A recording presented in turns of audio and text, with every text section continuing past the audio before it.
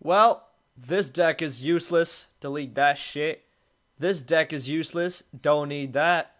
This deck this deck sucks, right? We don't need that deck. We don't need any of our jungler decks. We don't need the tanky jungle deck. We don't need any of these decks. We only need one and only one jungle deck for literally almost every jungler. I say almost every jungler because this doesn't include assassins. This includes the tankier junglers. So let's take a look at this.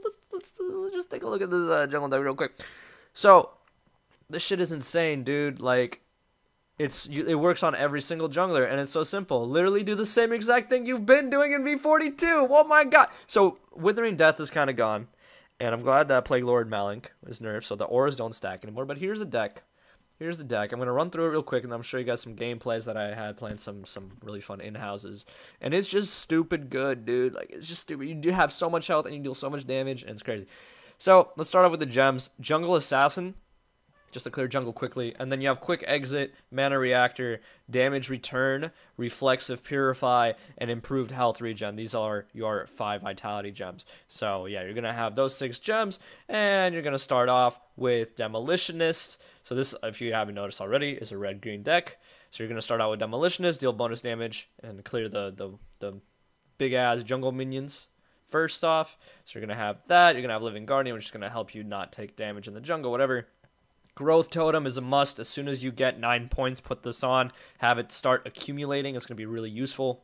You can also use Flame of Zechen if you want, if your team needs you to run a Flame of Zechen. You really don't need it, though, and once you throw it away, it loses all of its stacks anyway, so it's not a good card, really, anymore. It just gives you some more attack speed, though, for free, so if you have an open slot, and you already spent 6 points, you get 7 attack speed for free, so why not? That's a good time to put it on.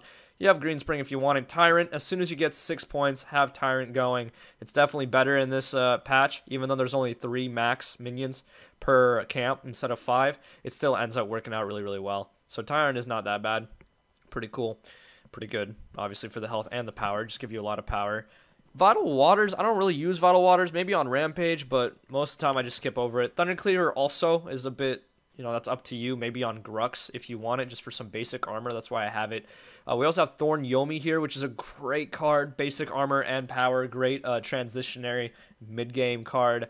You deal 65% of the damage that you take back to the enemy for 4 seconds. So this is great, especially if you're like Rampage or something, pop an ult. You're just getting your health back, and you're hitting them back. It's a great, great card to have. And then these last cards are the ones that are the money makers right here. Obviously, Unbroken Spirit. So I rush Unbroken Spirit. I know some people rush Unstable Cyborg. It might be better to rush Unstable Cyborg simply because you just completely destroy the carry. They do 0 damage to you with all this basic armor, and you deal a really good amount of ability damage back. So Unstable Cyborg would probably be your first card that you want, and then you go into Unbroken Spirit for the tankiness and the ability armor, and then One of the Tribe just gives you so much damage late game. Oh my god, like my autos were hitting for 300 as Rampage in team fights. You're gonna see it was insane. So these are your final 3 cards. Even if Growth Totem has been going for a while, like even if this has been growing, like I traded it out about 40 minutes into the game for One of the Tribe, and One of the Tribe was still way better for me. It was less health, but it ends up being way more power, simply because of that passive. So, yeah, that's just the deck, and this works with Grux, this works with Rampage, this works with Kwang, this works with Crunch, this works with Feng Mao, this works with any jungler that can be remotely tanky, even Richter, even Sevarog. Just whoever you want to play, you put this deck on them, and they are godlike, except for like the assassin ones like Shimby and Kalari and Countess Jungle. If you decide to do that, I wouldn't recommend having this because these cards require you to take damage for them to work, especially Unstable Cyborg. Unstable Cyborg is still really good, you just have to be close to them, and that makes sense. Like that's totally okay, makes sense. If you're all up on close on a Twin Blast who's just shooting you, he's gonna have 0 chance. So that's it. That's the deck right there for you guys. I'm gonna show you guys some gameplay and just run through what's going on. And yeah.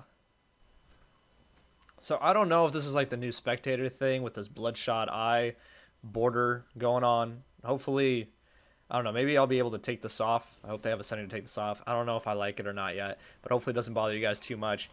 This is just some late game gameplay with my full build here almost. I don't have one of the tribes set. You'll see me put it on later maybe. I don't know how long I'm going to go show you guys this gameplay, but it's just crazy. Like, I'm taking all this damage. I have Unstable Cyborg popping off, popping the spell bubbles, having a bunch of health regen thanks to Narbash also, which this is great. So you get a bunch of basic armor from the Unstable Cyborg, you get a bunch of ability armor from the Unbroken Spirit. Like, I'm in the middle of a howitzer ult, just chilling right here, doing nothing and dealing a lot of damage. And then I missed the rock here. I actually hit the corner of that thing, which I didn't think existed. But yeah, it's just an amazing. I don't know. It's just an amazing whatchamacallit, set of cards here. Maybe it's because I'm also Rampage. That helped me out too. Rampage is still really, really, really good. I feel like he's still probably one of the best junglers in the game, or at least one of the easiest ones to play, for sure. But this works with a lot of other heroes too. Again, it works with Grux, it works with Crunch. Like, you're not going to get your health regen back, of course. You're not going to be that tanky, but you'll still have a lot of CC, and while you're CCing, your Unstable Cyborg is popping off, your Unbroken Spirit is popping off, or saving your ass. Plus, also, if you get stunned, it's regenerating your health. All in the meanwhile, while Growth Totem has no limit, keeps getting you health and power. And then once you switch it to one of the tribe, in this situation, I went from about 3.8k to 3.5k when it came to health, but I got so much more damage in the process. So we're all going to back right here. We're going to go towards Prime, I think. Oh, no, I need a bit more to finish off my one of the tribe here, because one of the tribe takes 10 points in agility. So I put that in.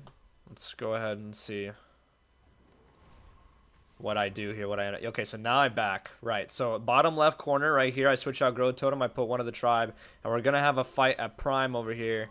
And, I mean, shit just gets too crazy, and we just destroy everything. So, yeah, it's just an awesome deck.